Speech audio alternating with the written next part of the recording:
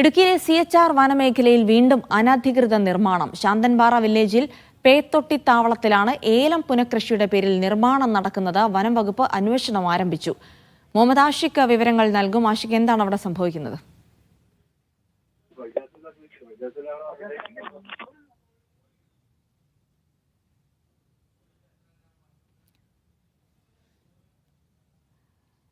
ഇടുക്കിയിലാണ് അനധികൃത നിർമ്മാണം നടക്കുന്നതായുള്ള വാർത്തകൾ വന്നിരിക്കുന്നത്. ഇടുക്കിയിലെ CHR വനമേഖലയിലാണ് അനധികൃത നിർമ്മാണം നടക്കുന്നത്. ശാന്തൻപാറ വില്ലേജിലെ പേത്തൊട്ടി താവളത്തിലാണ്.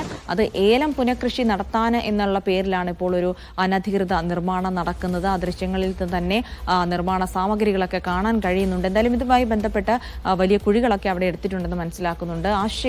മുഹമ്മദ് ആഷിഖ് വിവരങ്ങൾ നൽകും. ആഷിഖ്, എന്താണ് അവിടെ നടക്കുന്നത്?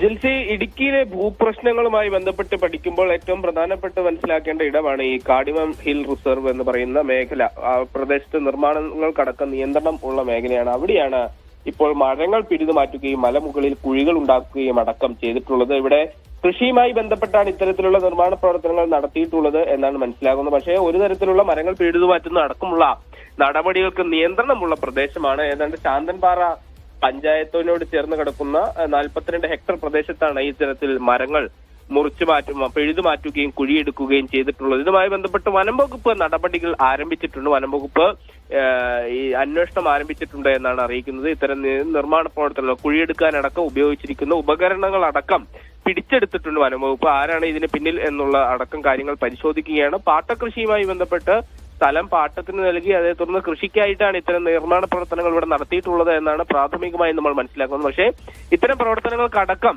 കടുത്ത നിയന്ത്രണമുള്ള മേഖലയാണ് ഈ പ്രദേശം. ശാന്തൻപാറ പഞ്ചായത്തിന് സമീപമുള്ള ഈ 42 ഹെക്ടർ ഭൂമി CHR ഭൂമി പ്രദേശത്ത് ഉൾപ്പെടുന്നതാണ്. അതുകൊണ്ട് നിർമ്മാണ പ്രവർത്തനങ്ങൾക്ക് നിയന്ത്രണമുണ്ട്. ഇതുകൊണ്ട് തന്നെയാണ് ഇപ്പോൾ വനം വകുപ്പ് ഇടപെടലുമായി മുന്നോട്ട് വന്നിട്ടുള്ളത്. കടുത്ത അന്വേഷണം നടത്തുന്നുണ്ട്. നിലവിൽ നിർമ്മാണ പ്രവർത്തനങ്ങൾക്കായി ഉപയോഗിച്ചിരിക്കുന്ന ഉപകരണങ്ങളടക്കം പിടിച്ചെടുത്തിട്ടുണ്ട്.